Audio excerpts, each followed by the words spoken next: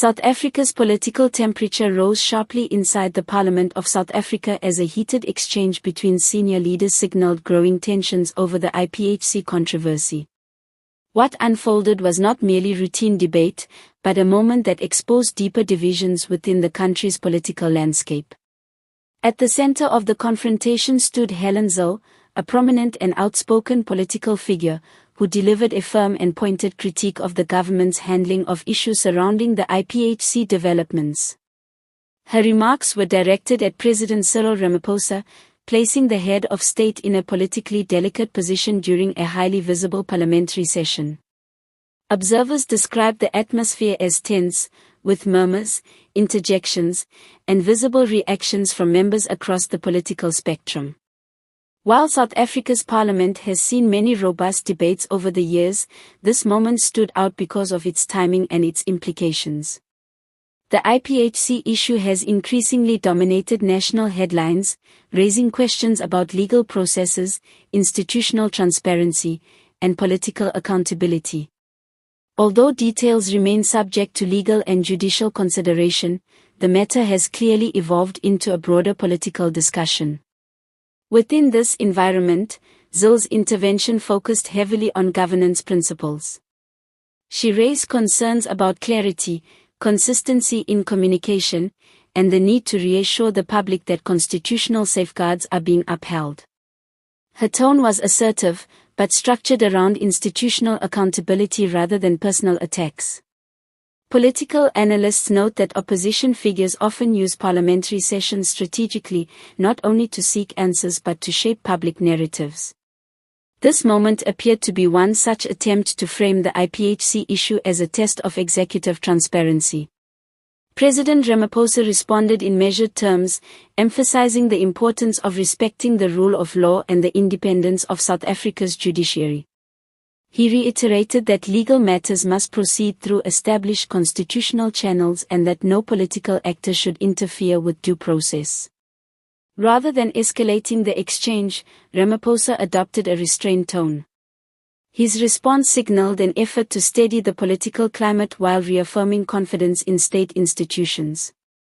This approach aligns with Ramaphosa's broader leadership style, which often emphasizes institutional stability over confrontational rhetoric.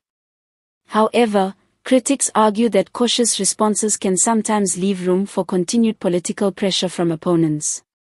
Members of the African National Congress defended the president vigorously. They maintain that opposition parties are amplifying the issue for political leverage, especially at a time when public attention is already heightened. The government remains committed to constitutional processes. Allegations or controversies must be handled within legal frameworks. Parliament should not undermine ongoing judicial proceedings through political speculation. Their defense highlighted a familiar divide in South African politics, whether intense parliamentary scrutiny strengthens democracy or risks destabilizing public confidence in institutions. The significance of this parliamentary clash extends beyond the immediate exchange. It reflects broader dynamics shaping South Africa's political environment. First, it underscores how legal matters increasingly intersect with political narratives.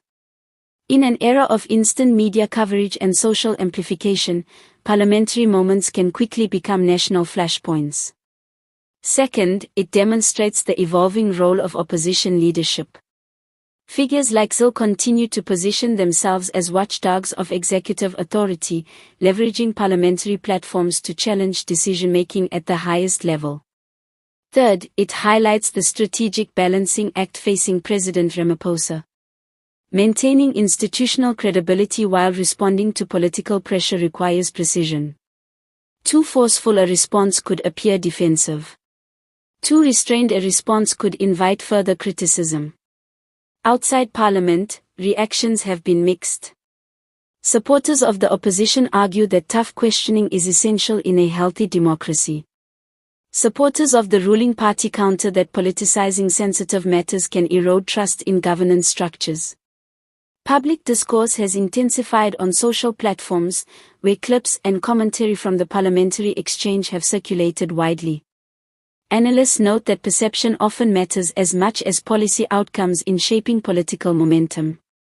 This moment may not immediately alter legal proceedings or policy direction, but it contributes to a broader narrative about accountability, leadership, and institutional resilience.